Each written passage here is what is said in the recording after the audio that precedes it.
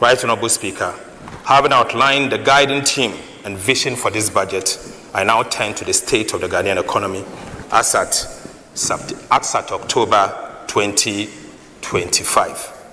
Mr. Speaker, and to show where we stand, what we have achieved, and where we are headed.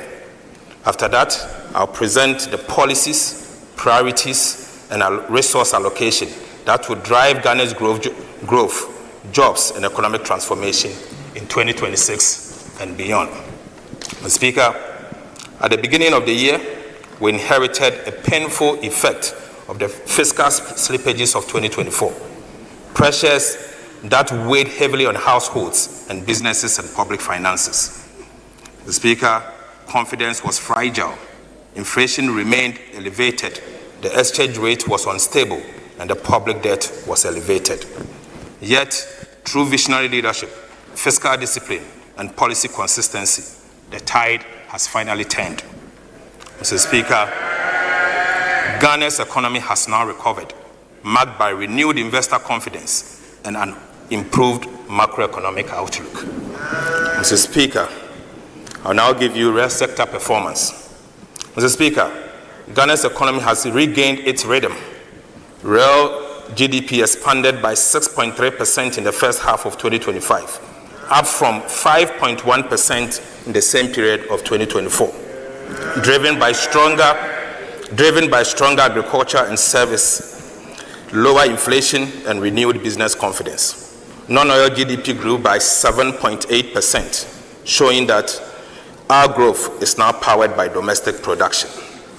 Mr. Speaker, the service sector remains the heartbeat of recovery, surging 8.8% with ICT up 17.2%, finance and insurance up 9.5%, and education up 14.9%.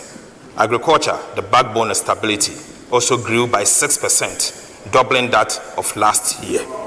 Mr. Speaker, cocoa rebound from a sharp 21.4%, contracting to 2.8% growth. Mr. Speaker, thanks to the targeted farm support and smarter policies. Industry held steady despite reduced oil output. Manufacturing rose 6.3% and construction 4.0%, reflecting reliable energy and revived infrastructure projects. On the demand side, Right Honorable Speaker, household consumption grew by 8.2%, reflecting stronger household confidence. Government spending also slowed to 3.7%, proving fiscal discipline. The Speaker, export grew 11.5%, led by gold, cocoa, and non-traditional export.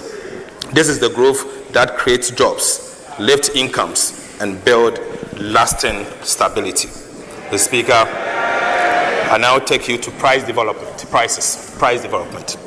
Right Honorable Speaker, inflation has fallen faster than anyone imagined, from 23.8% in December 2024 to 8% by October 2025. Ghana is back to a single-digit inflation. This was not by sheer luck. It is the outcome of disciplined fiscal policy, steady monetary management, stable exchange rates, and strong domestic production. Together, these have restored confidence, stabilized the cedi, and eased the pressure on families and businesses. Food inflation reduced from 27.8% to 9.5%. Prices of everyday food such as tomatoes, garden eggs, okra, and fish are finally falling. Mr. Speaker, non-food inflation also dropped from 20.3% to 6.9%, supported by steady fuel prices and lower import costs. Right Honorable Speaker, this progress proves that sound policies brings real relief. Sound policies brings real relief. Mr. Speaker, both imported and local price pressures are now contained. Right Honorable Speaker, the task ahead is to sustain this stability by keeping fiscal discipline, boosting food security, and ensuring strong coordination between the fiscal and monetary authorities. Mr. Speaker, I now take you to fiscal performance. Mr. Speaker, 2025 marked one of Ghana's strongest fiscal turnaround in decades. The primary balance on commitment basis swung from a 3% deficit in 2024 to a 1.6% surplus by September 2025, exceeding the target and proving that discipline delivers results. Mr. Speaker, reforms in revenue mobilization and spending controls anchored this recovery. The removal of nuisance e-levy did not weaken revenue. Broader tax reforms and efficient gains lifted non-oil tax revenue to 8.7% of GDP, up from 7.8% in 2024. On expenditure, government tightened non-priority spending whilst protecting key investment in the sectors. Mr. Speaker, Treasury bill rates have fallen, saving 8.8% in interest from January to September. Mr. Speaker, 8.8 billion from January to September. Mr. Speaker, public debt dropped to its lowest in a decade, and Ghana's debt risk has been reclassified from high to moderate. These gains have created space for social and capital investment, eased external debt pressures, and restored investor confidence. Right Honorable Speaker, Ghana's fiscal consolidation is now credible, sustainable, and homegrown, a model of responsibility that turns stability into progress and ensures every city works for the Ghanaian people. Mr. Speaker, I take you to social protection. Right Honorable Speaker, even as we pursue fiscal consolidation, government protected and expanded social spending to cushion vulnerable households. Allocations to social protection programs increased to 0.9% of GDP, up from 0.6% in 2024. Mr. Speaker, these targeted interventions reflect our conviction that economic stability must translate into social progress. Mr. Speaker, I will now give you an update on power purchase agreements, renegotiations, and other reforms in the energy sector. Right Honorable Speaker, when this administration took office, Ghana's energy sector was saddled with about $1.4 billion United States dollars in debt to independent power producers, a ticking fiscal bomb, I call it. Mr. Speaker, today, that burden has been lessened. We have renegotiated all power purchase agreements led by Ghanaian experts at no cost to the state, saving over $250 million and restructuring 1.1 billion Ghana cedis over a four-year period. Mr. Speaker, government is now fully current on payment, clearing $300 million United States dollars in 2025 year to date and allocating $345 million United States dollars for 2026. Mr. Speaker, for the first time, we are not accruing new arrests in energy sector. Solar tariffs, projects like BXC and Mineji have dropped from 18 to 6.5 cents per kilowatt hour, cutting costs and expanding access. Mr. Speaker, this was achieved as part of the renegotiation. Mr. Speaker, the Electricity Company of Ghana revenues has risen almost 90% from 900 million to 1.7 billion Ghana cedis per month, thanks to better enforcement of the cash waterfall mechanism. Mr. Speaker, I repeat, ECG's revenue has improved by almost 90% per month, from 900 Ghana cedis per month to 1.7 billion Ghana cedis per calendar month. Mr. Speaker, I'll now give you an update on the audit of arrears and payables. Mr. Speaker, upon assuming office, government was confronted with outstanding arrears and payables totaling 68.8 billion Ghana cedis, comprising 50.5 billion in unpaid invoices and interim payment certificate (IPCs) and 18.3 billion in outstanding bank transfer advices (BTs). Mr. Speaker, in fulfillment of our pledge to protect the public purse and ensure value for money, we commissioned the Auditor General, working directly with PwC and EY, to conduct an independent validation of these arrests and commitment.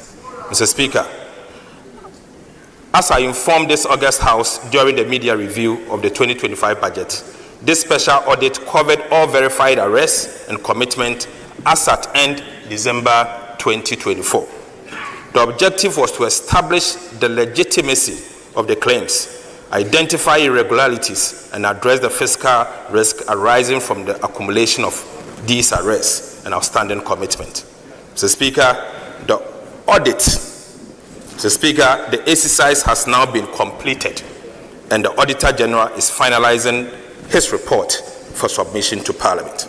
But, Mr. Speaker, the findings are troubling and very damning. Very damning. Mr. Speaker, out of the 68.8 billion, Mr. Speaker, I'll give headline numbers whilst we wait for the Auditor General to submit the report next week. Mr. Speaker, out of the 68.8 billion payable submitted for audit, 47.8 billion cedis was validated. Mr. Speaker, an additional 8.6 billion Ghana cedis remains under review, pending further validation due to inadequate documentation, missing third-party confirmation, and lack of supporting document. Mr. Speaker, these yet to be validated claims may be legitimate, but further evidence will be required before they can be recognized. But, Right Honorable Speaker, about 10.4 billion Ghana cedis in claims were rejected. The Speaker, due to duplications, recycled IPCs, inflated invoices, falsified stores receipt, falsified stores receipts advice, and instances of no work but demanded money. Right Honorable Speaker, out of the rejected amount, about 1 billion Ghana cedis, comprising BTAs, bank transfer advices, that had already been processed by the Ministry of Finance and were ready for payment by the Controlling Accountant General and Bank of Ghana, were rejected. The Speaker, without this audit, these claims would have been paid, underscoring the importance of vigilance and verification. Mr. Speaker, about 2 billion Ghana cedis was also reclassified from claims to BTAs.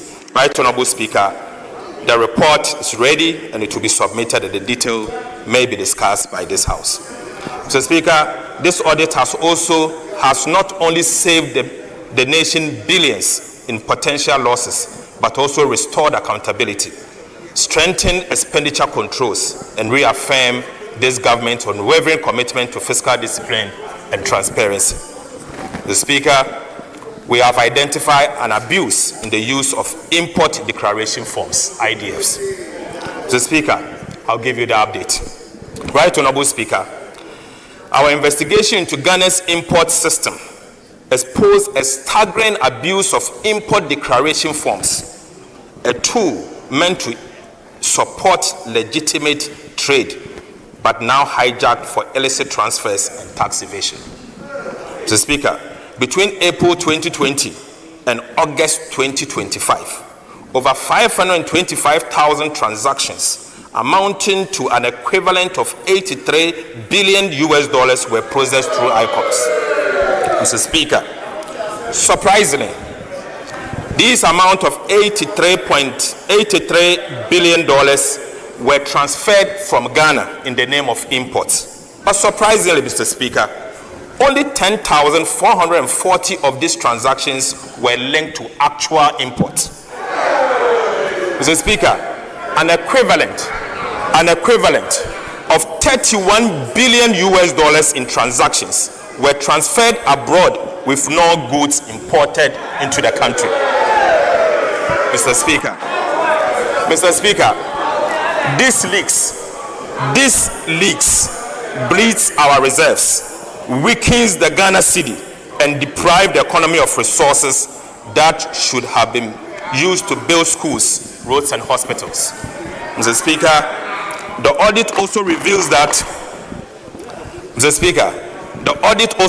that some importers under-declared values to hide about 76 billion cedis in imports, denying Ghana about 11 billion Ghana cedis in potential revenue between 2020 to 2025 August.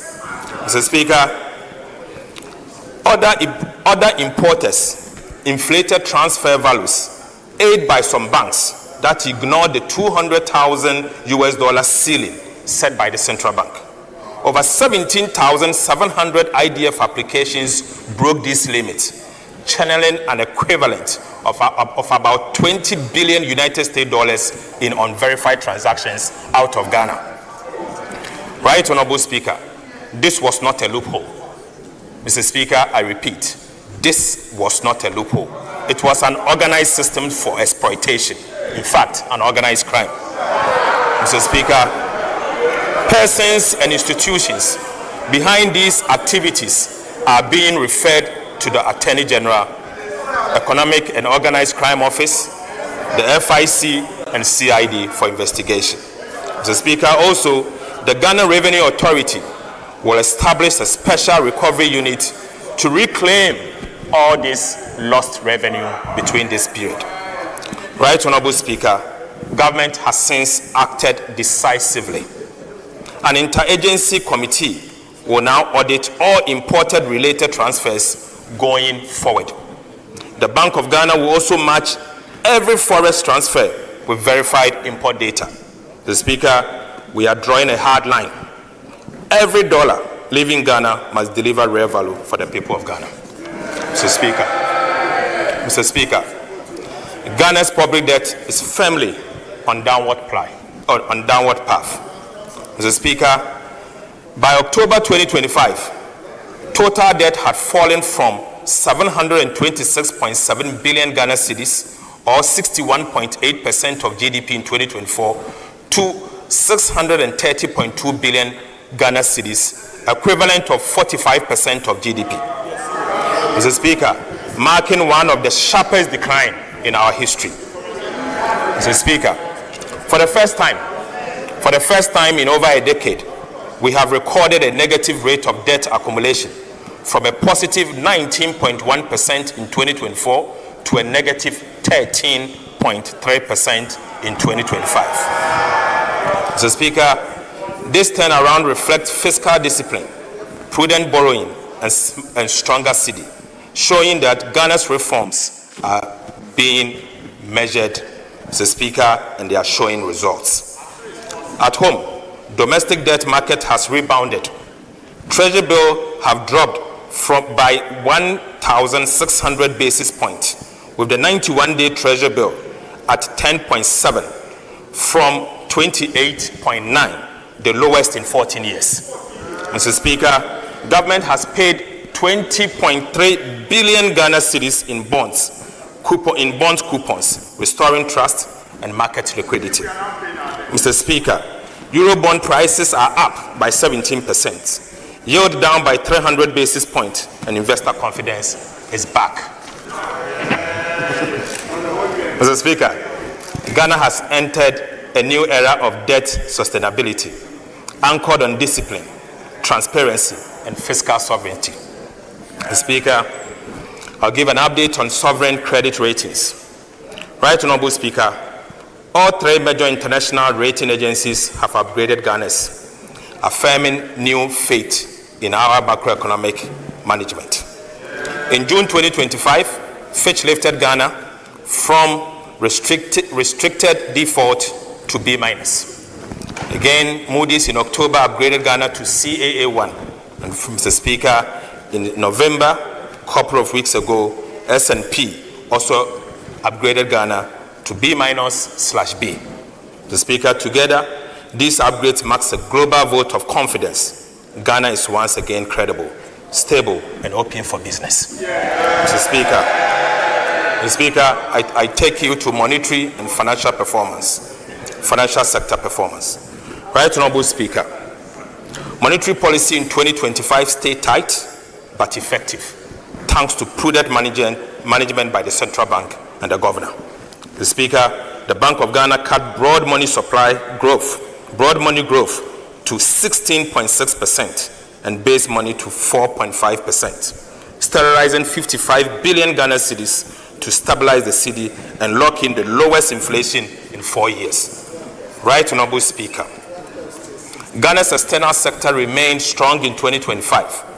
The current account surplus rose to 3.2% of GDP from 2%, driven by robust gold and cocoa export, higher remittance, and strict import management.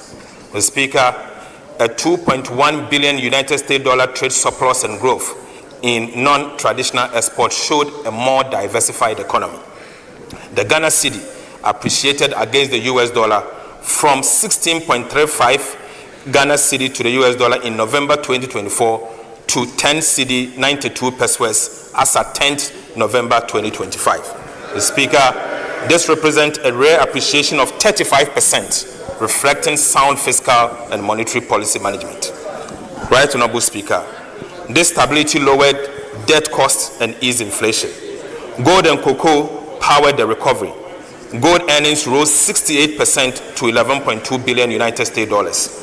Speaker, cocoa rose 170% to 2.47 billion United States dollars, whilst oil dipped to 1.83 billion. Right Honorable Speaker, Ghana's rising export firms reserves, and a stable cedi confirms one thing, that Ghana's recovery is real, disciplined, and indeed lasting. Mr. Speaker, take you to sectorial performance. Right Honorable Speaker, the story of Ghana's economic recovery in 2025 is best told through the work of our ministries, departments, and agencies. Across every sector, from agriculture and industry to governance, infrastructure and human development, performance in 2025 reflects disciplined execution and innovation. The Speaker, our task now is to sustain this momentum. We will boost productivity in agriculture and industry, accelerate infrastructure delivery, and strengthen governance and skills development. Sector ministers will present their outlook in detail, but the message is clear. Ghana is rebounding with purpose and rising with promise.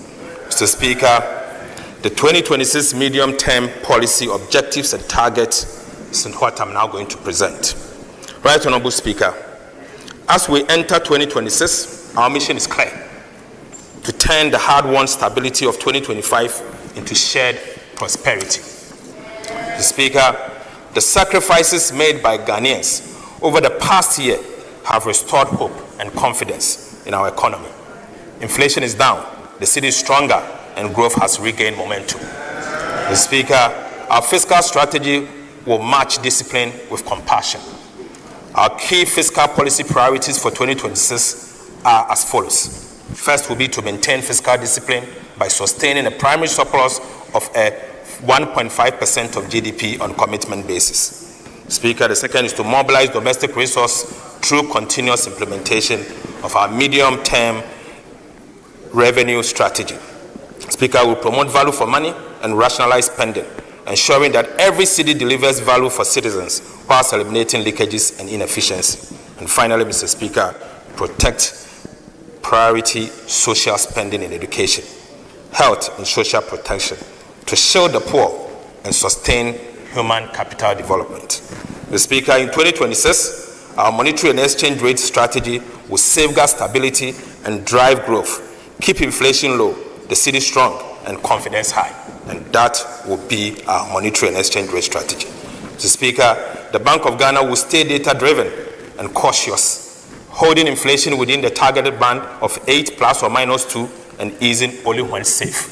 Mr. Speaker, the Central Bank is doing a good job.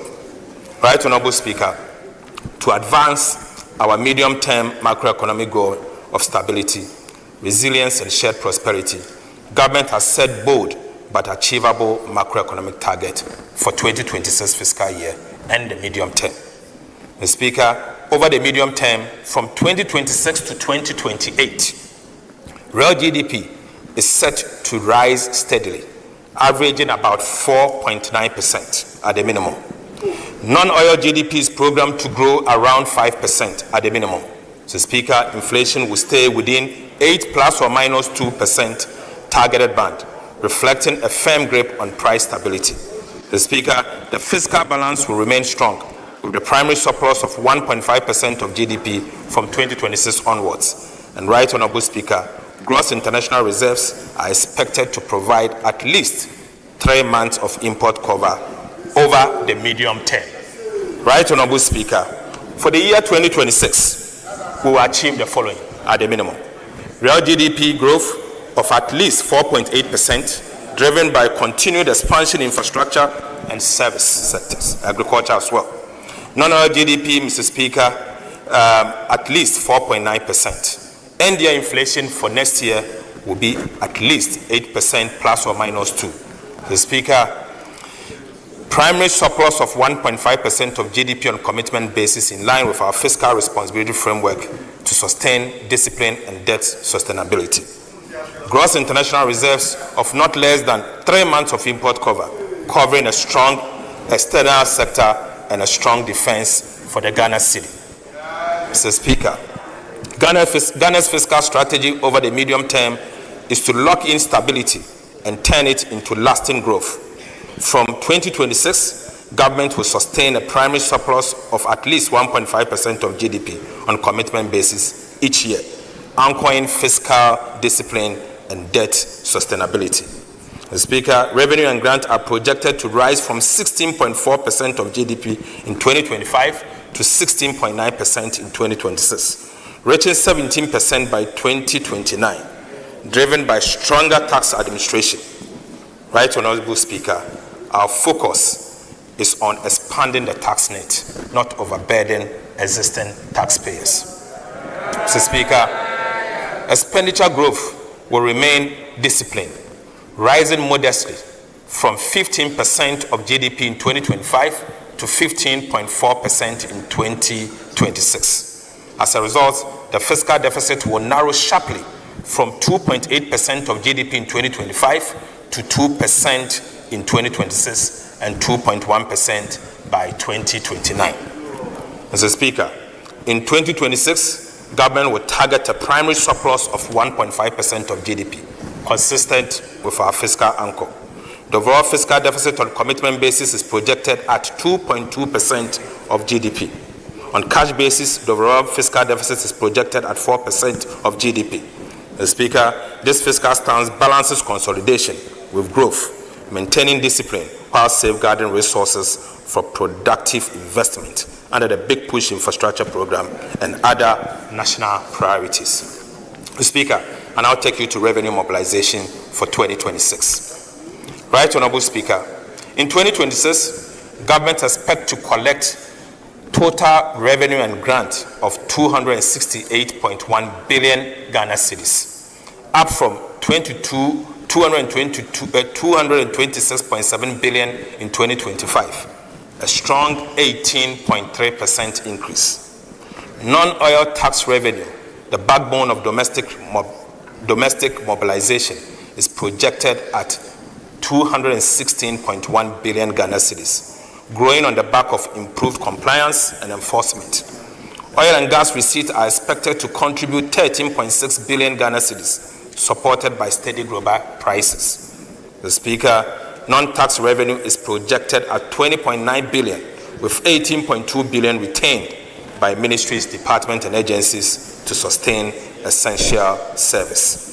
The Speaker, additional inflows from SNET transfers and energy sector levies are estimated at 14.4 billion Ghana cedis, whilst development partners grant will add 3.1 billion to fund key projects. The Speaker, total expenditure on commitment basis for 2026 is projected at 302.6.5 billion Ghana cedis, equivalent to 18.9% of GDP, up from 251.7 billion Ghana cedis in 2025. Primary expenditure stands at 244.7 billion, or 15.3% of GDP, reflecting targeted spending that drives growth and delivers value. Compensation of employees is projected at 90.3 billion Ghana cedis, ensuring fair remuneration for public servants.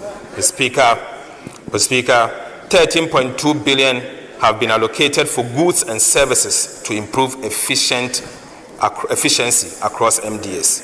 Right, Honorable Speaker, capital expenditure will rise sharply to 57.5 billion Ghana cedis, or 3.6% of GDP, led by the Big Push Infrastructure Program, which alone will absorb 30 billion Ghana cedis for road development. Mr. Speaker, interest payments are projected to decline to 57.7 billion thanks to prudent liability management.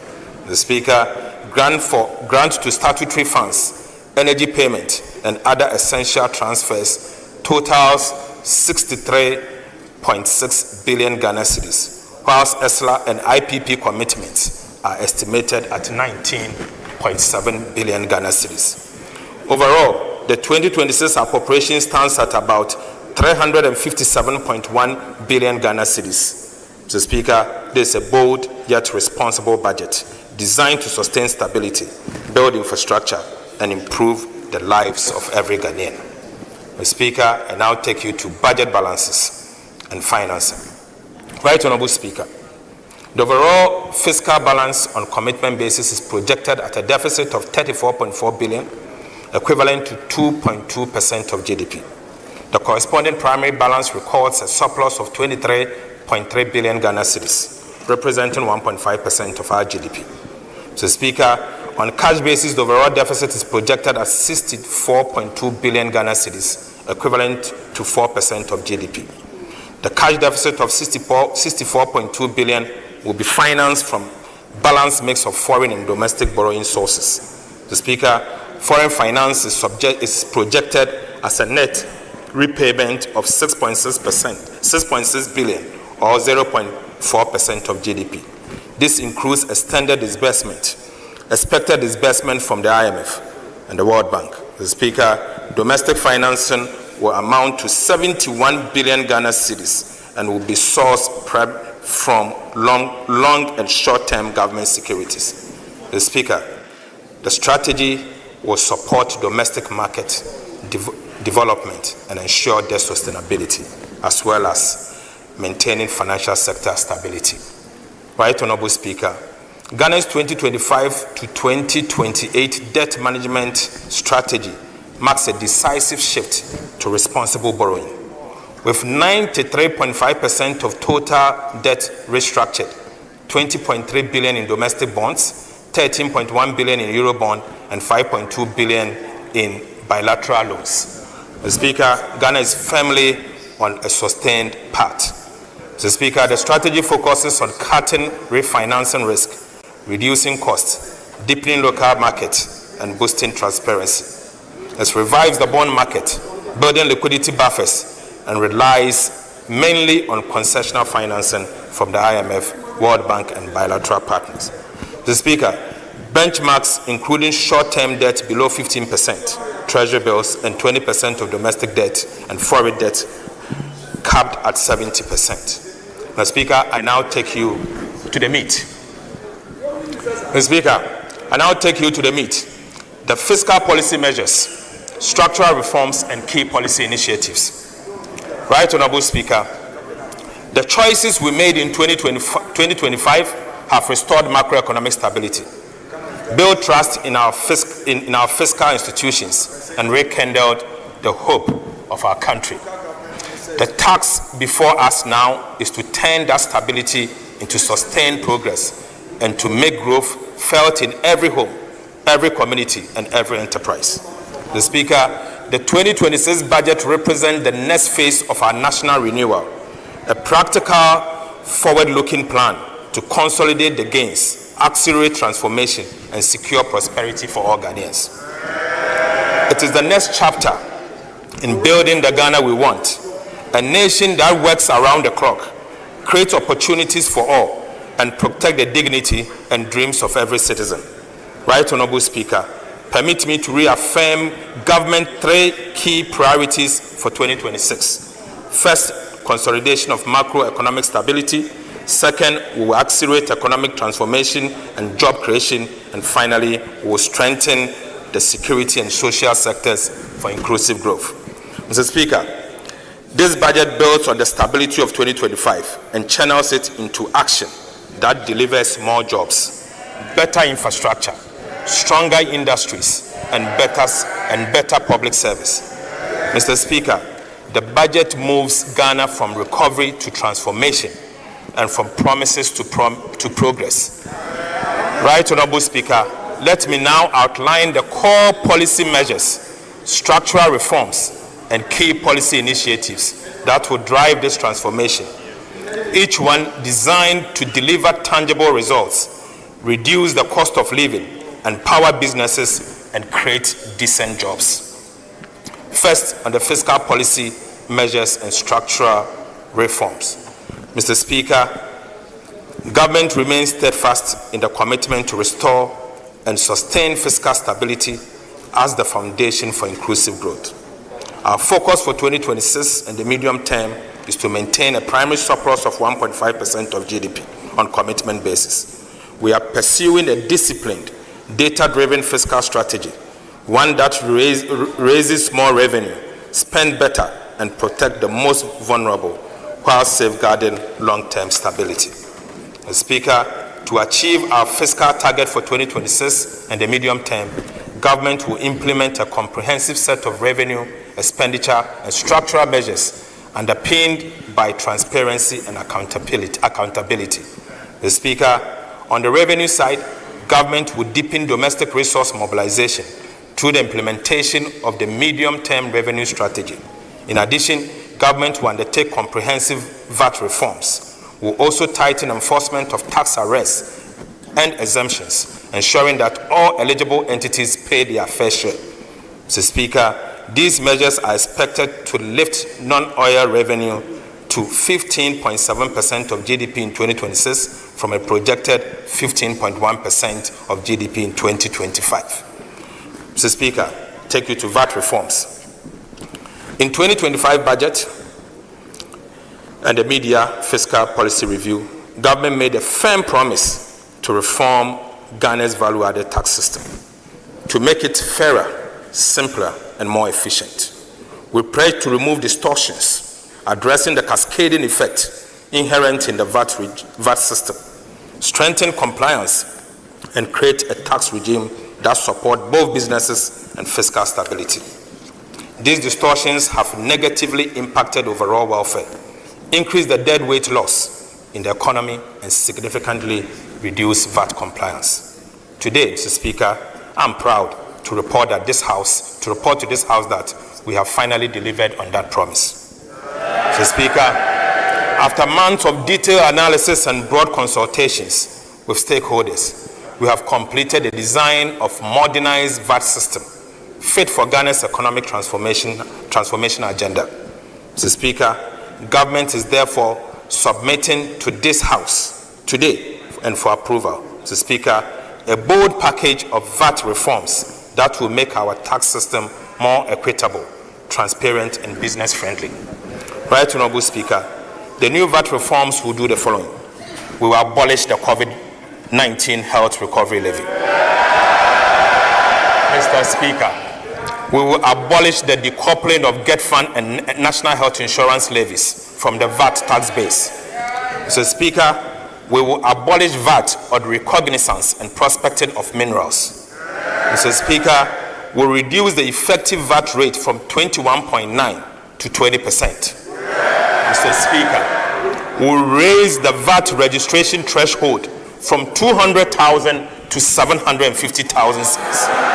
Mr. Speaker, we will extend VAT zero rating on the supply of local manufacturing textiles to 2028. Mr. Speaker, for emphasis, we promise to abolish the COVID-19 levy. With the support of this House, Mr. Speaker, I'm proud to say that I'm happy to announce that today, COVID-19 levy is accordingly abolished. Mr. Speaker, by abolishing the COVID-19 levy, government is putting 3.7 billion Ghana cedis in the pockets of individuals and businesses in 2026. Mr. Speaker, these reforms will also reduce the cost of doing business by 5% as a result of subjecting GET-Fund and NHIL levies to input-output deductibility for businesses, Mr. Speaker. Altogether, the VAT reforms is expecting to give back nearly 6 billion Ghana cedis to businesses and households. We'll give it to you. Give it to you. 6 billion cedis, Mr. Speaker. Right Honorable Speaker, the VAT registration threshold has declined in real terms from 200,000 Ghana cedis in 2015 to approximately 48,000 Ghana cedis in current values. Mr. Speaker, this means that small and micro businesses that were exempted in 2015 from VAT registration are now compelled to register and charge VAT. This has placed an undue burden on small and micro businesses and also increased the cost of administering VAT. Right Honorable Speaker, the increase in VAT threshold is expected to address this problem and make VAT administration simpler and easier to implement. So, Speaker, VAT on mineral exploration and reconnaissance has led to very little investment in minerals exploration over the past 2 decades. So, Speaker, abolishing VAT on minerals exploration and reconnaissance will revive investor confidence, stimulate greenfield activities, and ensure the long-term sustainability of the country's mining sector. Right Honorable Speaker, this measure will promote responsible mining and help to mitigate the hazard mineral prospecting that degrades our forests and water bodies. So, Speaker, to support the domestic textiles industry, government zero-rated a VAT on supply of local manufactured textiles, which is due to end in December 2025.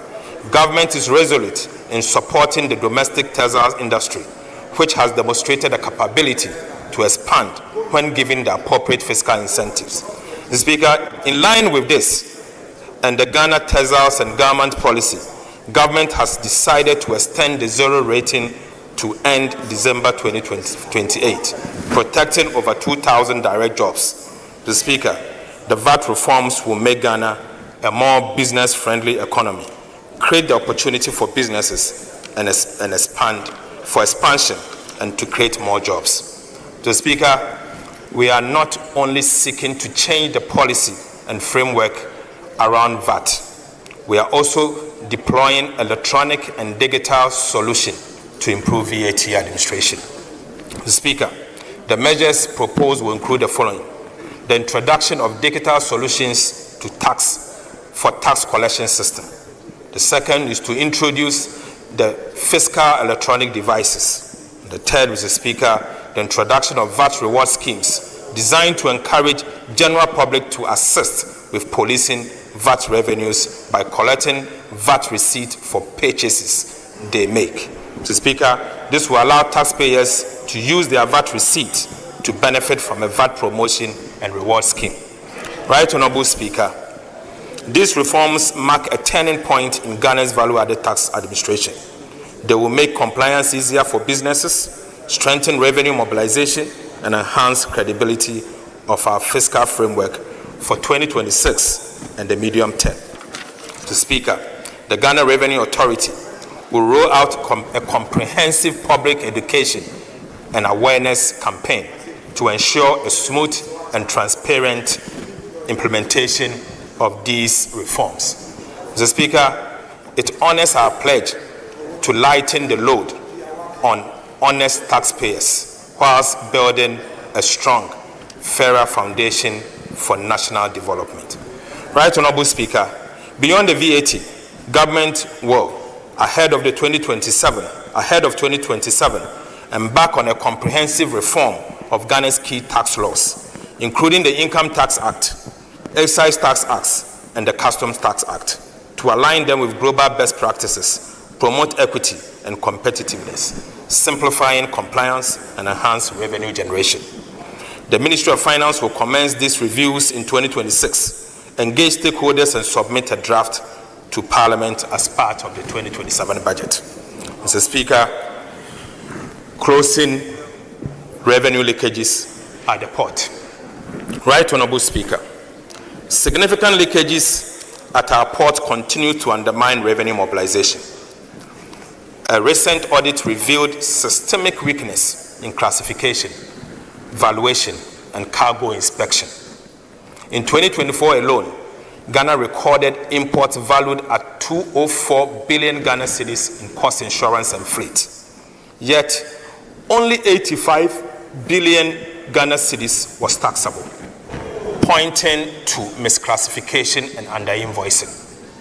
To tackle this, government will deploy an AI-driven pre-arrival inspection for all cross-border shipment. Mr. Speaker, this technology is programmed to detect undervaluation, flag high-risk goods, and strengthen customs capacity to combat smuggling, improve safety, and protect national security. Right Honorable Speaker, by integrating automation into port operations, we expect to significantly boost customs revenue, enhance trade efficiency, and close long-standing revenue gaps. Mr. Speaker, on the expenditure front, we will continue to rationalize spending by eliminating low-value programs and streamline earmark funds, freeing space for critical priority projects such as roads, energy, agriculture, and education. Mr. Speaker, every cedi saved will be redirected to projects that create jobs and delivers tangible benefit for Ghanaians. Mr. Speaker, to achieve this and support the fiscal sustainability agenda, key expenditure measures for the 2026 fiscal year are as follows. The first will be that we will contain recurrent expenditures by capping non-essential expenditures such as foreign travels, workshops, and vehicle procurement, and elimination of low-impact programs. Mr. Speaker, we will rationalize the earmark funds, reinforce commitment authorization, continue to strengthen social protection system by safeguarding allocation to LEAP. Mr. Speaker, we will prioritize capital investment in infrastructure, particularly in the area of Big Push. Right Honorable Speaker, on the structural reform side, we will pursue the following. Government will enforce sanctions under Section 96 to 98 of the Public Financial Management Act. The payroll validation exercise led by the Ministry of Finance in collaboration with the Controller and Accountant General will also be done. So, Speaker, comprehensive review and audit of the budget preparation and implementation process will be undertaken. We will implement recommendations from the comprehensive arrest and commitment audit by the Auditor General, aided by EY and PwC. Right Honorable Speaker, will strengthen fiscal discipline and accountability through the operationalization of Revised Fiscal Responsibility Act. Mr. Speaker, we will institutionalize quarterly expenditure reviews. Right Honorable Speaker, together, these measures will ensure that Ghana lives within its means, mobilize resources fairly, and spend efficiently. Fiscal discipline is not an end in itself. It is the bridge between stability and progress, between policy and real improvement in the lives of our people. Right Honorable Speaker, the real value of Ghana's procurement threshold has eroded over time, trapping even small projects in slow, expensive approval cycles. The Speaker, the last review was in 2016. Since then, inflation and currency depreciation have made it nearly impossible for district assemblies, for example, to deliver basic community projects efficiently. The Speaker, the government is therefore updating procurement thresholds under the Public Procurement Act to restore their values and match today's market realities. Right Honorable Speaker, years of inflation and weak oversight have drained real value from public spending. Too often, projects are overpriced, delayed, or abandoned because scrutiny comes only after money is spent. To fix this, government will establish an independent value for money office, a permanent guardian of efficiency, accountability, and fiscal integrity. Speaker, it will certify major projects before approval, monitor delivery, and evaluate results to ensure every cedi delivers measurable value. The office will enforce cost benchmarks, require public VFM certificate for contracts, and coordinate with the Auditor General, the Public Procurement Authority, and Internal Audit Agency to impose penalties for waste and fraud. Right Honorable Speaker, the Value for Money Transparency Portal will publish certified projects and citizen feedback in real times. Mr. Speaker, this reform will save up to 3 billion Ghana cedis a year, cut contract inflation, and rebuild public trust. Mr. Speaker, the Value for Money Office is not just another agency. It is Ghana's watchdog for prudent spending and real results. Mr. Speaker, we will be making the following amendment. Right Honorable Speaker, Ghana's petroleum wealth must work harder for its people. Since 2011, our petroleum funds have earned barely 1% annually. Mr. Speaker, unfortunately, it proves that parking them only in low-risk foreign securities limits value creation. To change this, government will designate additional qualifying investment instrument under the Petroleum Revenue Management Act. This will allow a portion of the petroleum fund to be invested in commercial viable domestic energy projects, such as gas and power infrastructure, that will drive industrialization and jobs whilst improving long-term returns. Mr. Speaker, this reform follows global best practices. Sovereign funds in Saudi Arabia, Nigeria, and UAE now channel savings into productivity investment that powers growth. Mr. Speaker, Ghana must do same.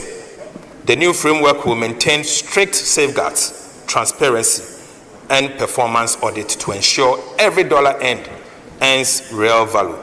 Right Honorable Speaker, this is the mindset shift from passive savings and earnings to productive investment, from idle reserves abroad to energy that powers Ghana's future.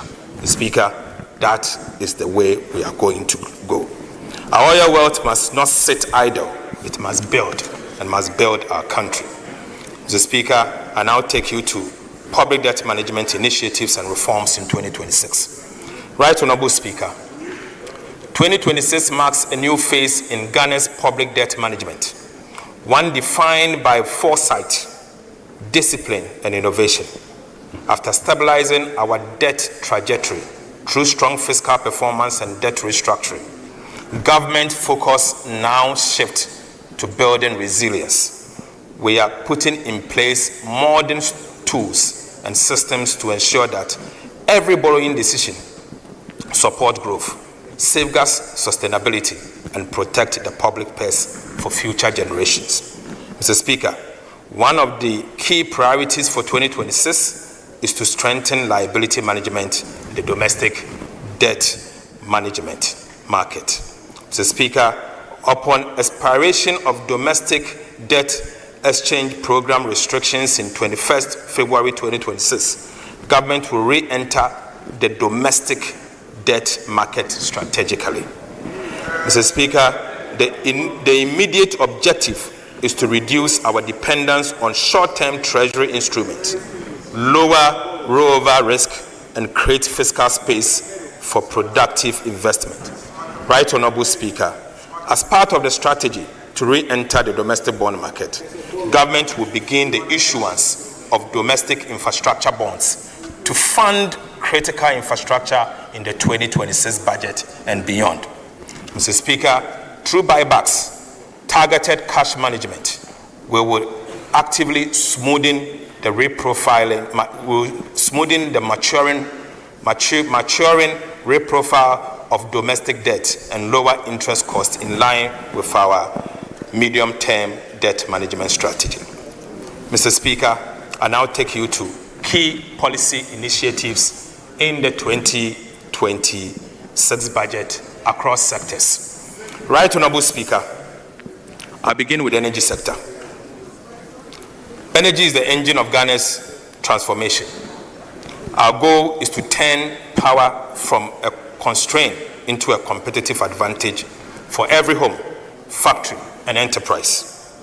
Reliable, affordable, and sustainable energy will be the fuel that drives the 24-hour economy, powers industry, lights communities, and creates jobs.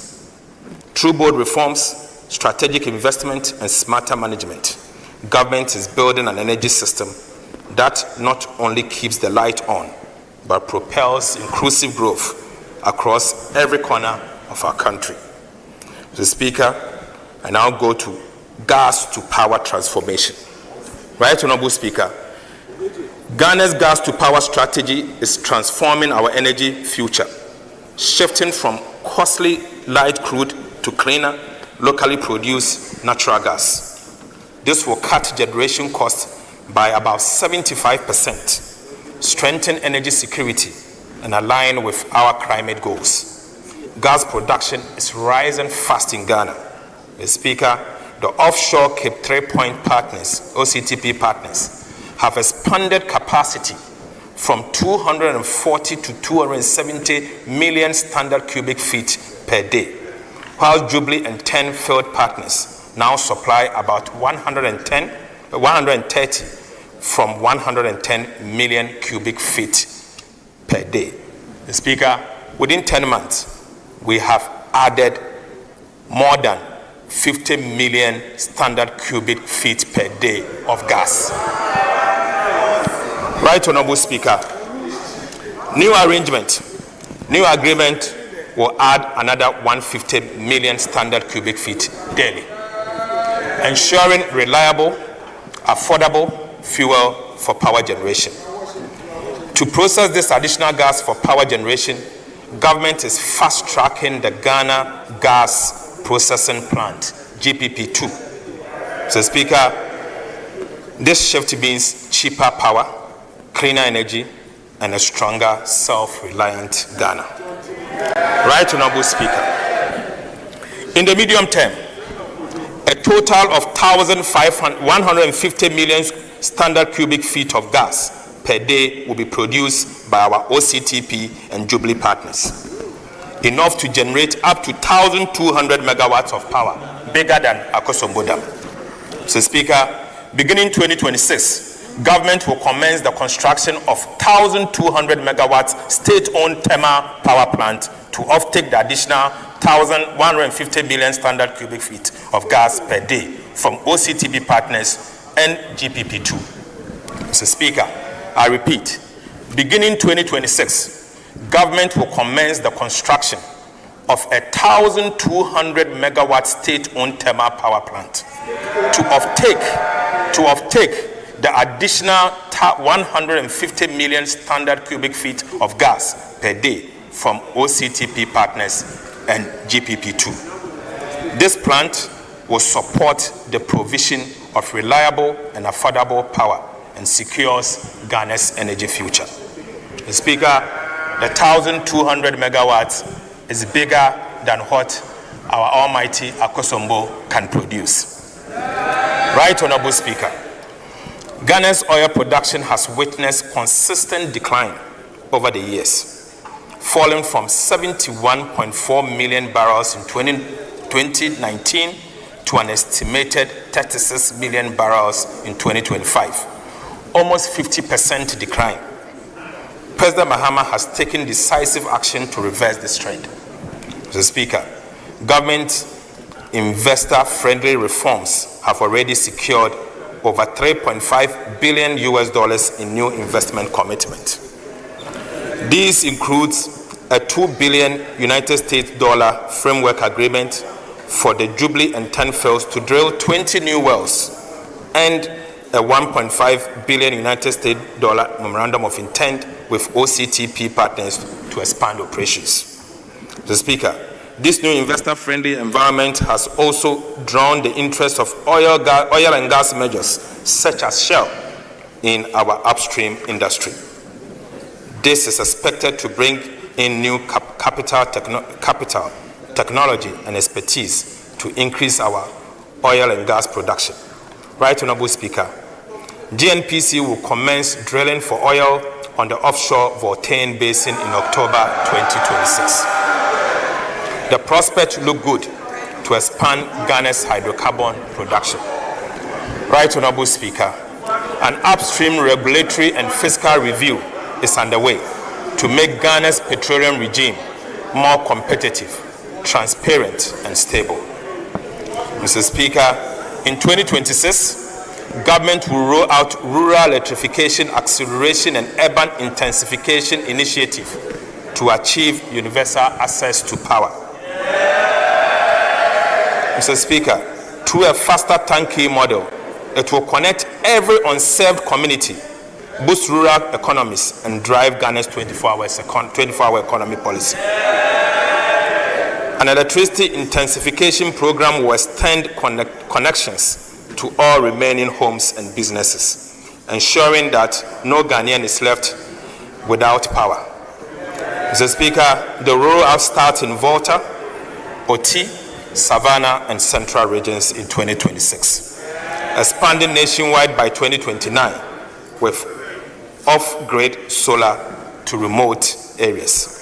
Mr. Speaker, electricity will be universal, reliable, and life-changing. Right, Honorable Speaker, we will undertake feasibility studies on mini hydroelectronic potentials of the Volta, Red Volta, and other southern river systems. Mr. Speaker, through these coordinated reforms, from reviving the upstream oil and gas sector, securing gas supply, renegotiating IPPs, building a national power plant, expanding rural access, and reforming the operations of ECG, we are securing affordable and reliable energy for individuals and businesses. We are not just keeping the lights on, we are lighting the path for industrial transformation, job creation, and inclusive prosperity. Mr. Speaker, I will take you to agricultural sector initiatives. Right, Honorable Speaker, agriculture remains the heartbeat of Ghana's economy, the source of food, jobs, and dignity for millions of our people. Mr. Speaker, our vision is to make Ghana's agriculture commercial, modern, mechanized, market-driven, and youth and women-led. The focus is on creating agro-industries across the country, dynamic hubs where production, processing, and distribution happens around the clock. Mr. Speaker, this is how we will feed our people, provide raw materials for our industries, reduce imports, create jobs, and make farming profitable. Once again, Right Honorable Speaker, in view of that, we have developed a national policy on integrated oil palm development. Mr. Speaker, government is launching the national policy on integrated oil palm development, a bold plan to turn Ghana's red gold into a powerhouse of jobs, industry, and foreign exchange. Right Honorable Speaker, despite being one of Africa's pioneers in oil palm, Ghana still imports nearly 200,000 metric tons of crude palm oil yearly, costing over $200 million United States dollars. This policy changes that by expanding plantation, boosting refinery and processing, will create about 250,000 jobs. So, Speaker, the goal is clear. 100,000 hectares of new plantation, self-sufficiency in palm oil, and global competitiveness, and creating 250,000 jobs in the value chain. To unlock this potential, government will secure a large climate-suitable land banks through the Ministry of Lands and Natural Resources to ensure fair compensation, secure tenure, and full environmental compliance. This marks a new dawn for Ghana's agro-industrial transformation. Mr. Speaker, we are putting together a $500 million equivalent oil palm development financing window. Mr. Speaker, oil palm plantation development requires patience and long-term capital and not short-term loans. To meet these needs, government is establishing $500 million equivalent oil palm development financing window with the World Bank, DFIs, and our development bank. So, Speaker, it will offer long-term, low-interest financing, 5-year grace period, and cover up to 70% of project costs, targeting only sustainable job-creating ventures. Right Honorable Speaker, smallholder farmers will be at the center of this policy. Mr. Speaker, through our Outgrower Partnership Scheme, they will access improved seedlings, mechanization, credit, and guarantee offtake at a fair price. Right Honorable Speaker, the Tree Crops Development Authority, Oil Palm Research Institute, OPRI, and the Ghana Exim Bank will provide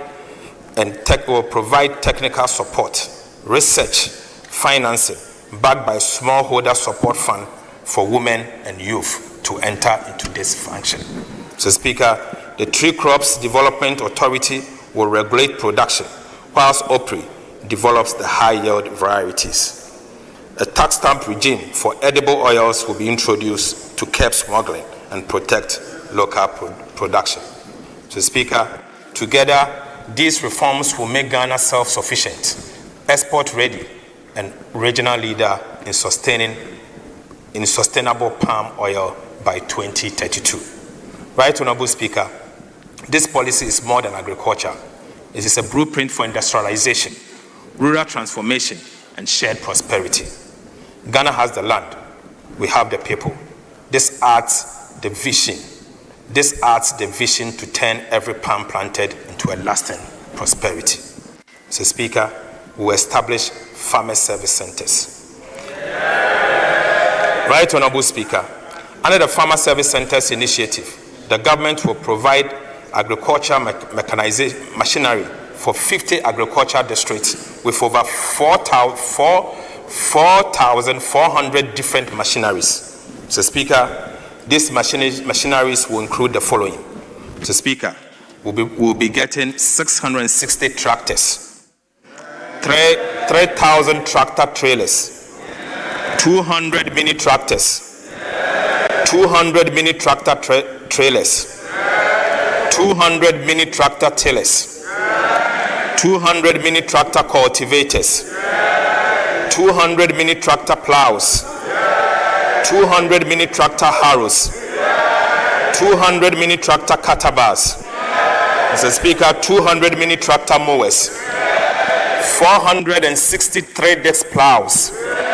Right, Honorable Speaker, 204 disc plows, 330 16 disc harrows, 1,000 kg mineral fertilizer spreaders, 104 row precision seed drills, 106 row precision seed drills, 132 row pneumatic seed drills, 300 800-liter boom sprayers, 50 combined harvesters, 50 maize headers for combined harvesters, and Mr. Speaker, will also provide 25 soil header for combined harvesters. Right, Honorable Speaker,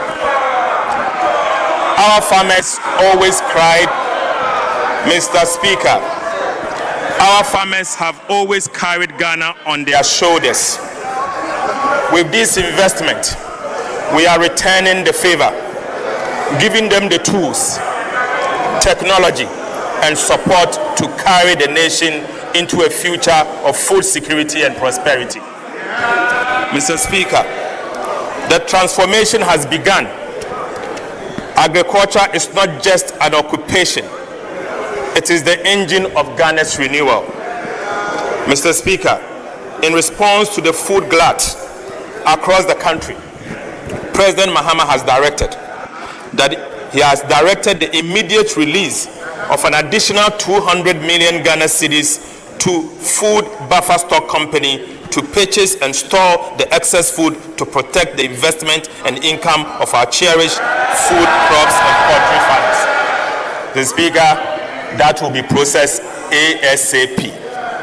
Right, Honorable Speaker, President Mahama has also directed that all schools from basic to secondary to purchase rice, maize, chicken, and eggs produced in Ghana only.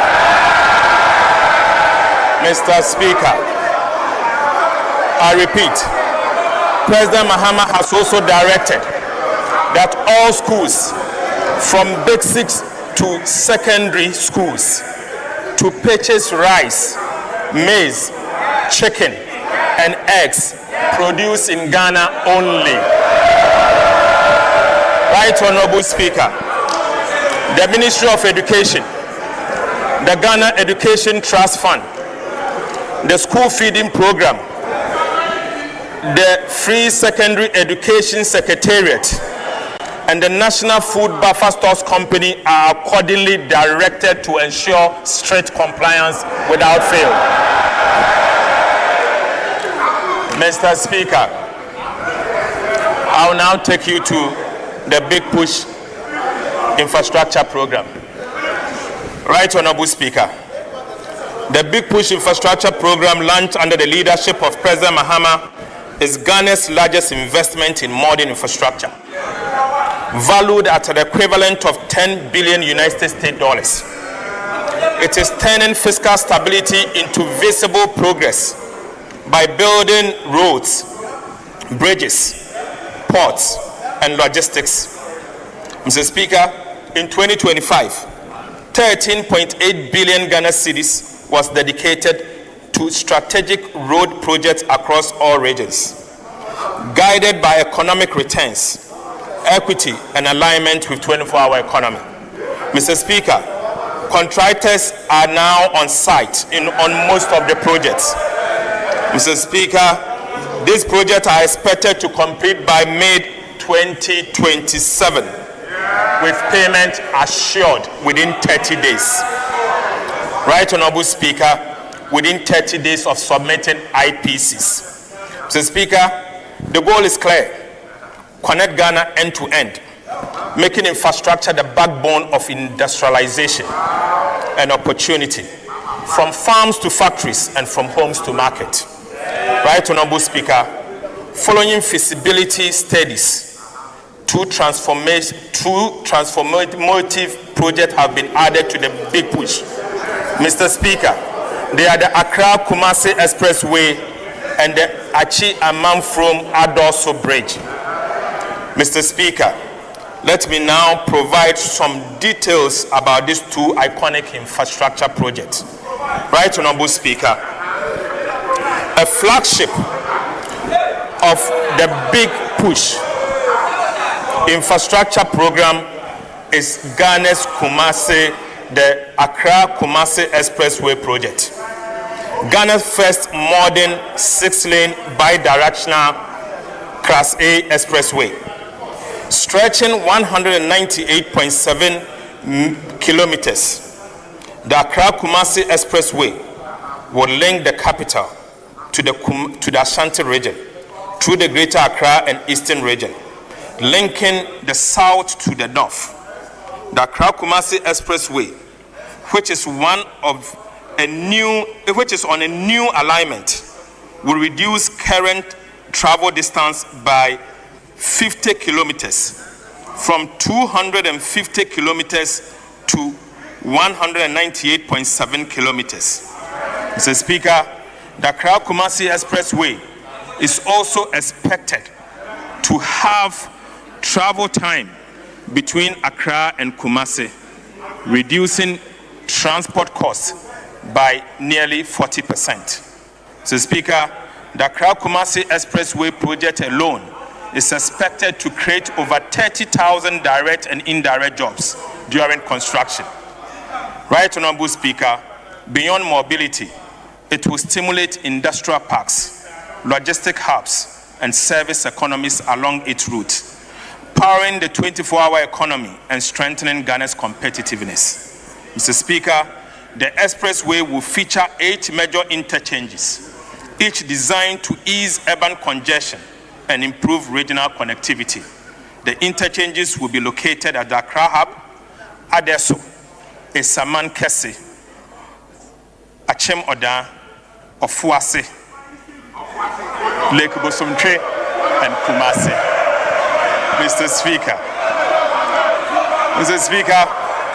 for emphasis, the expressway will feature 8 major interchanges, each designed to ease urban congestion and improve regional connectivity. The interchanges will be located at the Accra Hub, Adesso, Esaman Kese, Achem Oda, Ofuase, Lake Bosomtwe, and Kumasi. Mr. Speaker, it will also include 3 major bridges over the Birim and Pra rivers.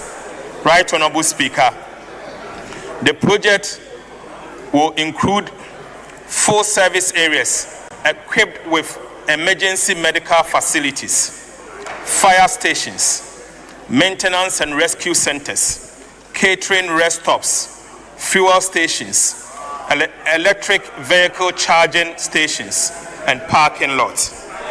Right, Honorable Speaker. These facilities will operate 24 hours in line with our 24-hour economy program.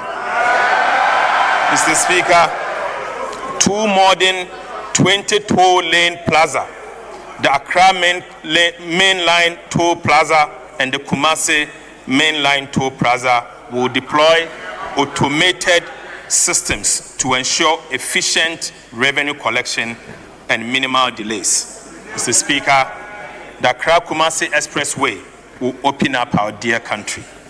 Right, Honorable Speaker, the Adoso Echiamanfom Bridge and related road network will open up the Farm Prince to large-scale commercial agriculture.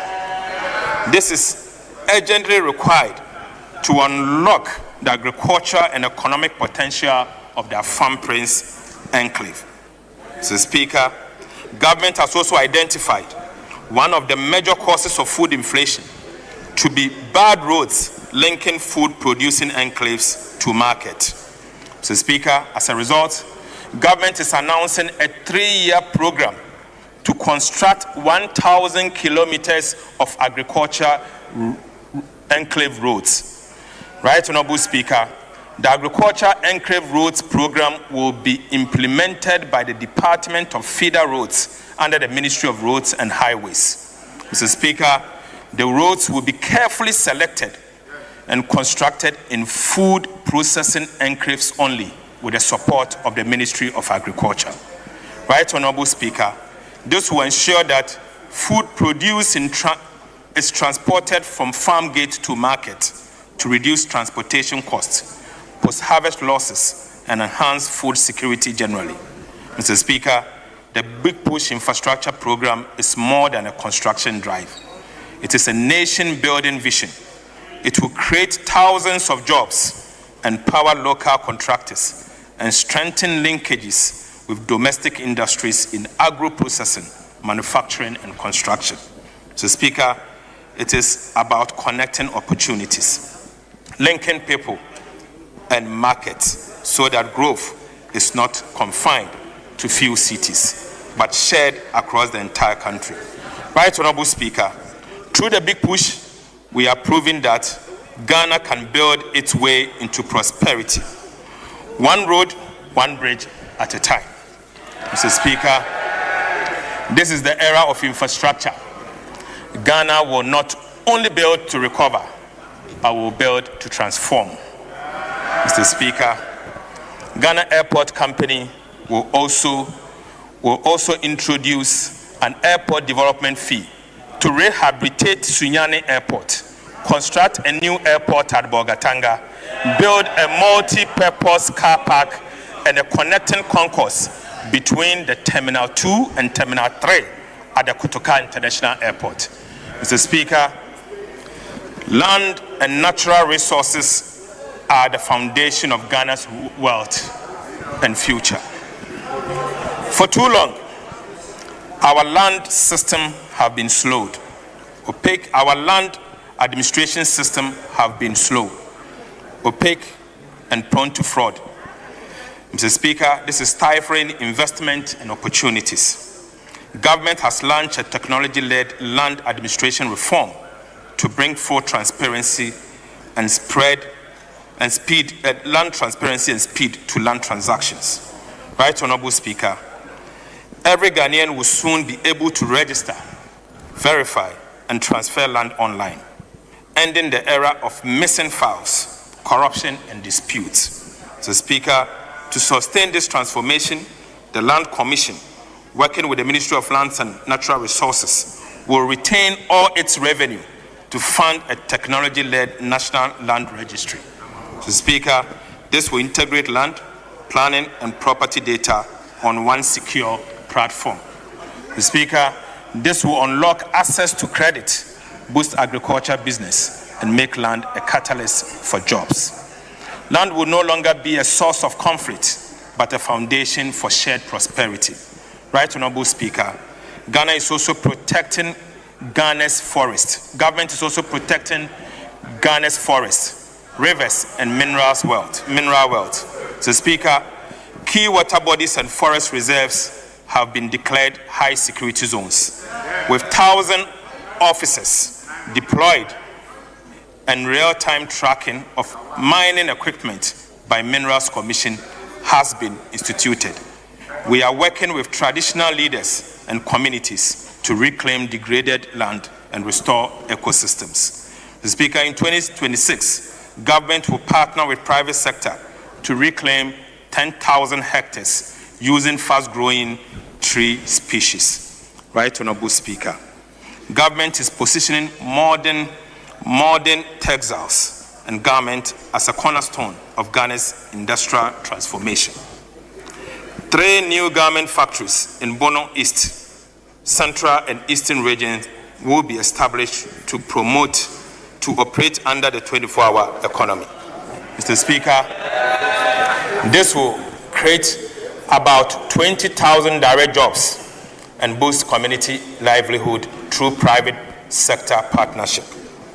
To strengthen local manufacturing, export of non-ferrous scrap metals and raw rubber will be restricted under the Feed the Industry program. Mr. Speaker, to strengthen local manufacturing, export of non-ferrous scrap metals and raw rubbers will be restricted under the Feed the Industry program. This will channel raw materials to domestic processes, support component manufacturing, and build stronger value chain in metals and rubber-based industries. Right, Honorable Speaker, 7 new agro-processing plants in the Northern, Central, Ahafo, Bono, Northeast, Bono East, and Western North regions will soon be fully operational. This will process yam, fish, poultry, cashew, rice, shea, and palm kernel oil, cutting post-harvest losses, generating 700 direct jobs, and providing reliable markets for thousands of farmers. Mr. Speaker, these initiatives mark a decisive shift from exporting raw materials to building factories, adding value, and creating jobs for our dear youth. Right, Honorable Speaker, under the President's Accelerated Export Development Initiative to enhance value addition, 2 new cashew processing plants to be financed by the Ghana Exim Bank will be constructed at Sampa in the Jama North municipality of the Bono region and Abuabo Techiman in the Bono East region. The Speaker, I now take you to education. The Speaker, we recognize education as a transformative tool and a catalyst for social mobility. We will deepen our investment in education, especially on infrastructure, to cultivate a generation of informed global citizens. Right, Honorable Speaker, we have developed a program, a 2-year program, to end double track. Mr. Speaker, education is the ladder by which nations climb to prosperity. And for Ghana, the ladder must be strong, wide, and within the reach of every child. Government is embarking on a bold and transformative initiative to upgrade, modernize, and expand access to secondary education across the country, ensuring that every Ghanaian child, regardless of background or location, can learn, grow, and succeed. Right, Honorable Speaker, many schools are overcrowded and others lack the infrastructure or resources to deliver quality education. As a result of this, the previous administration introduced the double track system, which have adversely affected the academic calendar and the quality of our education. Mr. Speaker, government is rolling out a 2-year program to end the double track system in our secondary schools. We will expand infrastructure, enhance quality, and improve access. This program will eliminate the double track system and ensure that every child can attend school full-time in dignity and in safety. Mr. Speaker, under this program, we will upgrade Category A schools by building new classroom blocks, dormitories, and quality improvement. Mr. Speaker, we will upgrade 10 Category B schools to Category A, equipping them with modern classrooms, dormitories, libraries, science and ICT laboratories. Right, Honorable Speaker. The reality is that whilst Category A and B schools receive overwhelming demand, Category C schools, which hold more than half of available spaces, remain under-enrolled due to infrastructure and quality gaps. Mr. Speaker, this inequality must end, and indeed it will end. Right, Honorable Speaker, we will accordingly upgrade 30 Category C schools to Category B. Mr. Speaker, we will build new classrooms, dormitories, and modern science resource centers for these new schools. Government will complete 30 of the abandoned E-blocks in urban and peri-urban areas and expand access for students in high-demand areas. Right, Honorable Speaker. Government has also decided to enhance infrastructure and teaching and learning resources to improve outcomes at the basic level. In this regard, Mr. Speaker, GET-FUND will construct 200 new junior high schools, 200 new primary schools, 200 new kindergartens. Mr. Speaker, GET-FUND again will construct 400 4-unit teacher bungalows, and Mr. Speaker, 400 places of convenience in underserved communities and schools. Mr. Speaker, each of these will come with furnishing.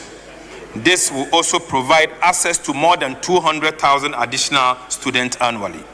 Right, Honorable Speaker, GET-FUND will procure and distribute free comprehensive curricular-based textbooks covering the following: 4 sets of KG textbooks and workbooks for about 1 million learners, 4 sets of primary textbooks for 2 million learners, and 9 sets of JHS 3 textbooks for 1 million learners.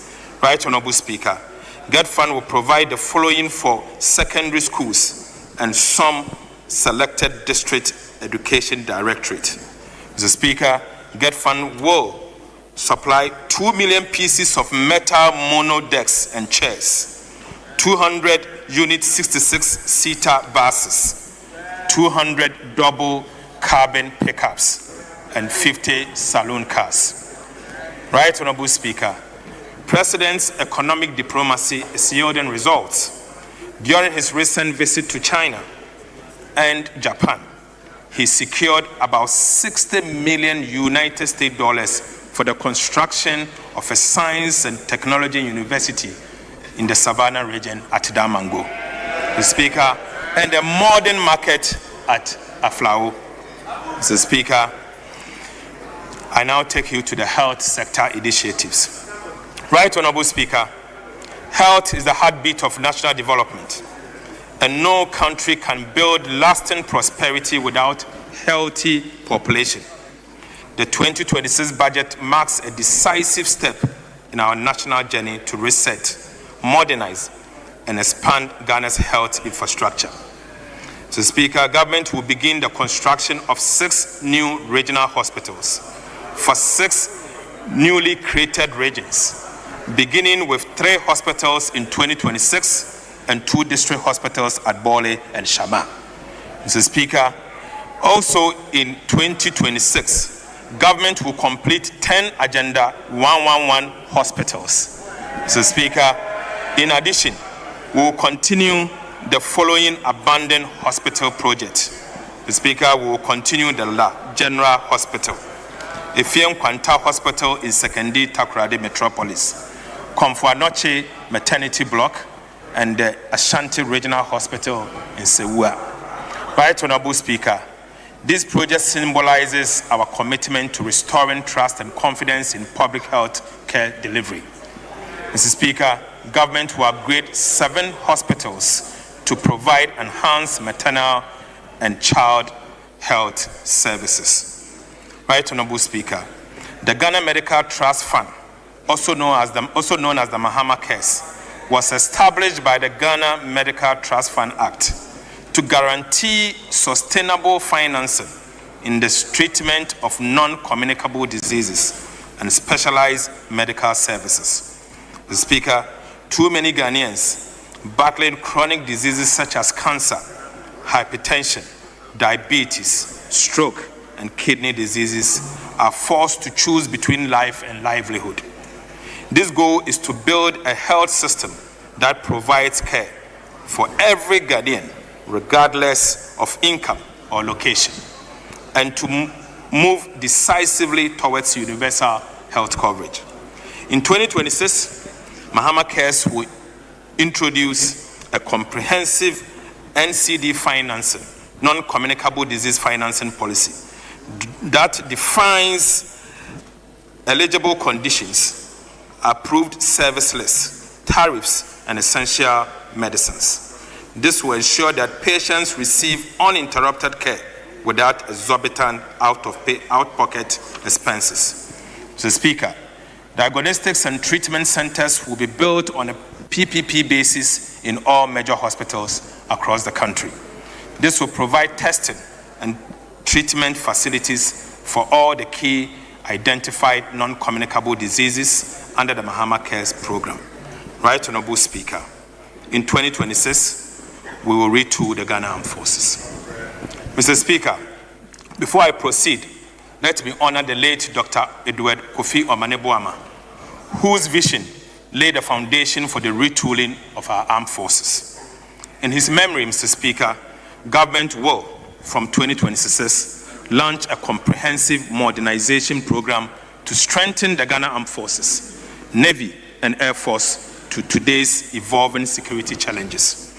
Mr. Speaker, this program will upgrade logistics, equipment, and infrastructure across all services.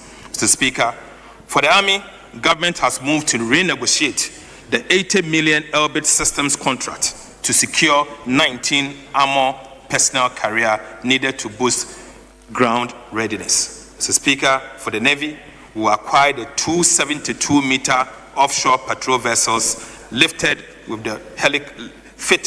helipads and modern combat systems to protect Ghana's maritime borders, offshore energy, assets, and trade routes. Mr. Speaker, these ships will restore control over our exclusive economic zones and strengthen national resilience at sea.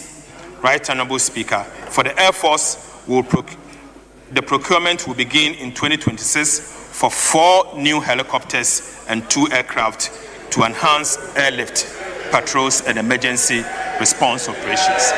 Right Honorable Speaker. Right Honorable Speaker, let me repeat. Right Honorable Speaker, let me repeat. For the Air Force, procurement will begin immediately in 2026 for 4 new helicopters and 2 aircraft to enhance airlift, patrol, and emergency response operation. Mr. Speaker, this retooling agenda will transform Ghana's armed forces into a modern, agile, and mission-ready defense force worthy of our sovereignty and the sacrifice of our heroes. Right Honorable Speaker, the Ghana National Fire Service lacks basic equipment to enable them function effectively in their duty to ensure public safety and to protect lives and property. Government will retool the Ghana National Fire Service with 100 fire tenders and assorted fire equipment. Mr. Speaker, government will also work with the private sector to bring in high-rise fire equipment. This will improve the effectiveness of Ghana National Fire Service to respond to emergencies. Mr. Speaker, I'll take you to water. Access to clean and safe sanitation is more than infrastructure. Indeed, it is a foundation of dignity, public health, and national resilience. Right Honorable Speaker, in 2026, we will intensify our effort with a bold and practical program to complete key water treatment assets across the country. So, Speaker, we will begin the construction of critical water treatment plants in Damango, Tamale, and Yendi to provide quality drinking water for the rapidly expanding populations in these three major cities of our country. Mr. Speaker, sports remain one of Ghana's greatest unifying forces and a powerful drive of youth development, community pride, and national identity. Yet, for far too long, large parts of our country, especially the new created regions, have lacked the facility to nurture and showcase talent. Right Honorable Speaker, the Mahama administration is determined to change this. Beginning 2026, government will commence the construction of modern sports stadiums in 3 out of 8 regions without sports stadiums. These new facilities will provide opportunities for young athletes to develop their skills, attract sports tourism, and serve as a training hub for regional and national teams. Beyond football, they will also support athletics, volleyball, boxing, and other disciplines that have long defined Ghana's sporting heritage. Mr. Speaker, we also take this opportunity to acknowledge the resilience and commitment of our Black Stars, whose qualification for the World Cup continues to inspire our nation. Right Honorable Speaker, in 2026, government will rehabilitate the National Theatre in Accra. We will also commence site acquisition and design of a second National Theatre in Kumasi. Mr. Speaker, we will establish film fund to revive the film industry, such as Kumawood and other film associations. Right Honorable Speaker, we will also establish creative arts fund for the arts, music, fashion, food, and other creative sectors. Right Honorable Speaker, in 2026, government will increase allocation to the District Assembly Common Fund to peoples living with disability from 3% to 5%. Mr. Speaker, part of this amount will be used to acquire and distribute rechargeable motorized wheelchairs to people living with disability. Mr. Speaker, the distribution will be done through the National Council for Persons with Disability. Right Honorable Speaker, effective governance begins with evidence. That's what we cannot measure, we cannot manage. Mr. Speaker, the budget renews government commitment to building a data-driven economy anchored on accurate, timely, and transparent statistics. Right Honorable Speaker, in 2026, the Ghana Statistical Service will be rebasing the GDP and CPI to better reflect today's economy. This will sharpen growth and inflation data, strengthen planning, and provide regional GDP estimates to guide local development. The new CPI will give truer picture of living costs across all regions. So, Speaker, I now take you to resource allocation, where the resources are going. So, Speaker, as we enter 2026, we move from stabilization to acceleration. This budget translates confidence into concrete investment that improves daily lives. Mr. Speaker, including the provision of better roads, schools and hospitals, reliable power, jobs, and targeted support for the vulnerable. Right Honorable Speaker, what follows are the headline allocation that will drive delivery in 2026 and set the pace for medium term. Mr. Speaker, to unlock round-the-clock productivity, export and decent jobs under the 24-hour economy, we are provided an allocation of 110 million Ghana cedis in 2026 for the implementation of the 24-hour economy program. Mr. Speaker, we will be leveraging the 24-hour economy program will be leveraging with GIF and DBG and provide private capital to keep financing largely of the sovereign balance sheet. Mr. Speaker, we have allocated an amount of 2.2 billion Ghana cedis to the Ministry of Food and Agriculture. Right Honorable Speaker, of this amount, we have allocated 245 million Ghana cedis for the Nkokon Katinkati and Livestock Program. Mr. Speaker, we have allocated another 200 million Ghana cedis to the National Food Buffer Stocks Company to to purchase excess food storage. Mr. Speaker, we have allocated an amount of 6.9 billion Ghana cedis, equivalent of 500 million, for the National Policy on Integrated Oil Palm Program between 2026 and 2032. Right Honorable Speaker, to facilitate transportation of farm produce to market and reduce food inflation, we have allocated 828 million Ghana cedis for the construction of 1,000-kilometer agricultural enclave road for 2026. Mr. Speaker, we have also allocated 690 million to commence the operationalization of the Farmers Service Center. Right Honorable Speaker, we have allocated 2 billion Ghana cedis for phase 1 of the Rural Electrification Acceleration and Urban Intensification Initiative in 2026 alone.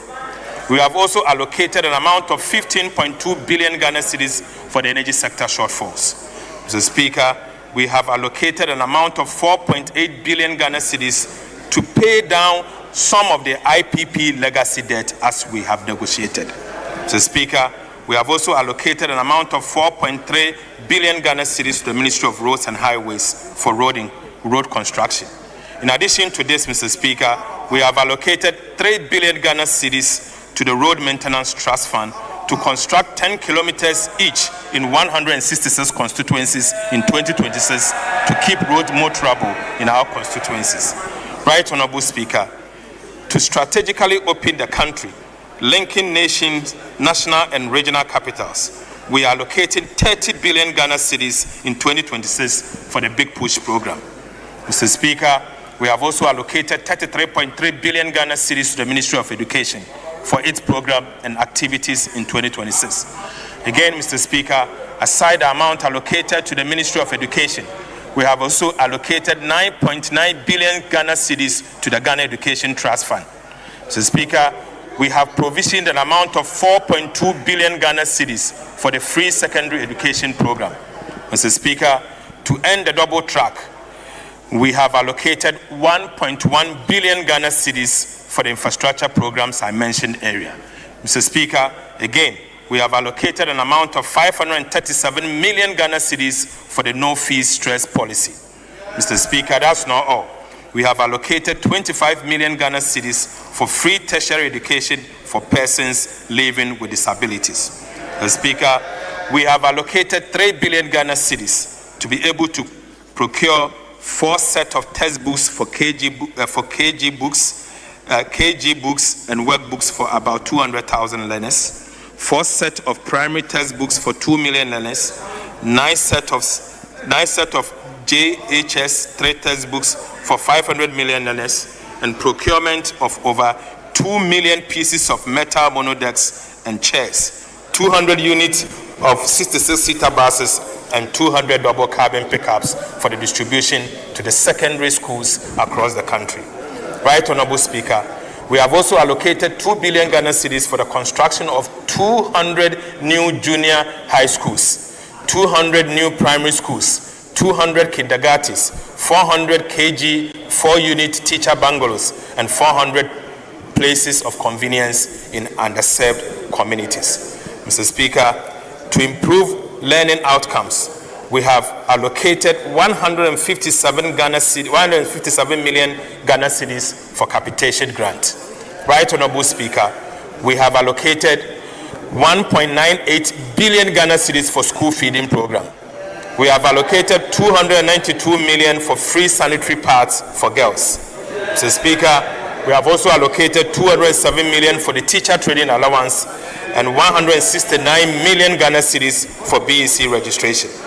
Mr. Speaker, we have programmed an amount of 9 billion Ghana cedis in 2026 for national health insurance claim, essential medicine, bridging support, and free medical health care. Mr. Speaker, we have also allocated 2.3 billion Ghana cedis for the Ghana Medical Trust Fund, the Mahama Cares, to support Ghanaians battling chronic diseases such as cancer, hypertension, diabetes, stroke, and kidney diseases. Right Honorable Speaker, we have allocated 474 million Ghana cedis for nursing training allowances. We have also allocated 600 million to construct 3 new regional hospitals. Again, Mr. Speaker, we have allocated 79 million to upgrade 7 hospitals and provide enhanced maternal and child health services. Mr. Speaker, that is not all. We have allocated 100 million Ghana cedis to complete 10 Agenda 111 hospitals. Mr. Speaker, we have allocated 1.1 billion Ghana cedis for LEAP program to protect the vulnerable. Mr. Speaker, to crowd in finance for women-owned micro, small, medium enterprises, we have provided 401 million Ghana cedis to fully capitalize the Women's Development Bank. Mr. Speaker, 400 million. Mr. Speaker, this is the minimum capital requirement needed to establish a standard commercial bank. Mr. Speaker, to scale skills for jobs at pace, we are allocating 170 million for the National Apprenticeship Program. Right Honorable Speaker, digital skills and SME competitiveness. We are providing 100 million for the National Coders Program and 160 million for the Dumawura Program. Mr. Speaker, we have also provisioned 100 million for monthly allowances to assembly members. Mr. Speaker, we have allocated 8.9 billion Ghana cedis for the District Assembly's Common Fund, with a minimum of 80% of releases flowing directly to the District Assemblies to execute priority projects. Right Honorable Speaker, we are repeating the 2025 guidelines for spending the 80% in the 2026 allocation going to the district assemblies.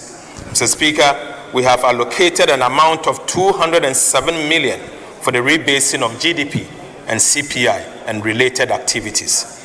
Again, Mr. Speaker, we have allocated 150 million Ghana cedis for the National Anti-Illegal Mining Operations Secretariat, NIMOS, for the activities against illegal mining and forest degradation. Mr. Speaker, government has allocated an amount of 20 million Ghana cedis to the film fund as seed money to revive the film industry, such as Kuma Wood and other film associations. Mr. Speaker, we have also allocated 20 million Ghana cedis to the Creative Arts Fund as seed money for the arts, music, fashion, food, and other creative sectors. Mr. Speaker, that is not all. We have allocated 400 million Ghana cedis for the Integrated Recycling and Compost Plant Project, the IRECOPS. Mr. Speaker, an amount of 100 million Ghana cedis has also been allocated for the construction of fishing markets. Right Honorable Speaker, again, an amount of 50 million has been allocated for the purchases of fishing net and outboard motors. We have also allocated 100 million Ghana cedis for the aquaculture development. Mr. Speaker, again, an amount of 500 million Ghana cedis has been allocated for district housing, including resettlement of the Akosombo Dam spillage victims. Mr. Speaker, an amount of 200 million Ghana cedis has also been allocated for the construction of mini stadiums in 3 regions. Mr. Speaker, again, an amount of 150 million has been allocated for the procurement of fire tenders and assorted fire equipment. And finally, Mr. Speaker, an amount of 150 million Ghana cedis has been allocated for the Black Stars to participate in the World Cup. Right Honorable Speaker. Right Honorable Speaker. The 2026 budget statement and economic policy of government is specifically designed to create up to 800,000 new jobs. Mr. Speaker, I repeat, the 2026 budget statement and economic policy of government is specifically designed to create up to 800,000 new jobs. The 63 billion road contracts under the Big Push awarded so far would generate an estimated 490,000 new jobs. Mr. Speaker, this estimation is consistent with the World Bank metrics on job creation from road infrastructure or road investment. Mr. Speaker, The 3 new garment factories will create over 20,000 direct jobs. 7 agro-processing plants will employ about 700 people directly and thousands more through supply chain. Mr. Speaker, national policy on integrated oil palm development will create 250,000 jobs across the value chain. Mr. Speaker, the farmer service centers would generate thousands in machinery operations, maintenance and logistics. Right Honorable Speaker, these investments are not isolated. They are part of an integrated national effort to turn stability into jobs and growth. Right Honorable Speaker, government is putting real capital behind the private sector, which is the engine of jobs and growth.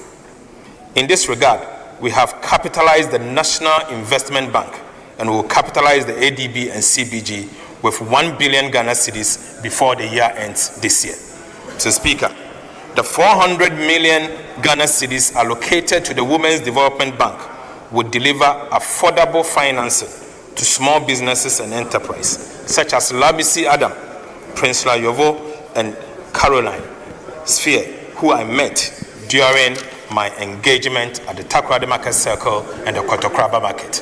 Mr. Speaker, in agriculture, 1.7 billion Ghana cedis is being invested in roads, processing zones, and value chains, value additions. Mr. Speaker, directly where jobs are created and livelihood are improved. Mr. Speaker, the new VAT and income tax reforms will cut businesses, will reduce business costs by 6% and free funds for expansion and job creation. Right Honorable Speaker, we are building an economy where businesses can grow and employ more. Inflation is down, the city is stable, and the interest rates have fallen sharply. Mr. Speaker, together with reliable energy, fiscal discipline, and policy predictability, these measures are restoring confidence and drawing private investment back into the economy. Right Honorable Speaker, job creation is not a slogan for us, but rather the purpose behind every policy, reform, and investment we make. Mr. Speaker, this is how we build the Ghana we want, a nation that produces, exports, and provides decent, lasting work for every Ghanaian living to contribute to its growth. Mr. Speaker, I now go to conclusion. Right Honorable Speaker, the 2026 budget statement and economic policy. As I conclude, Mr. Speaker, let us take a moment to appreciate how far Ghana has come in just under 10 months.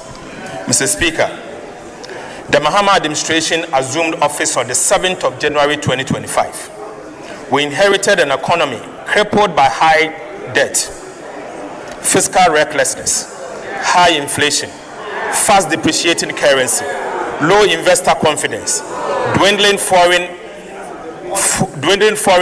direct investment flows, massive uncontrolled corruption that has become endemic, draining public resources and suffocating growth. Mr. Speaker, we also inherited high energy insecurity, high unemployment, and unbearable hardship for almost every Ghanaian household.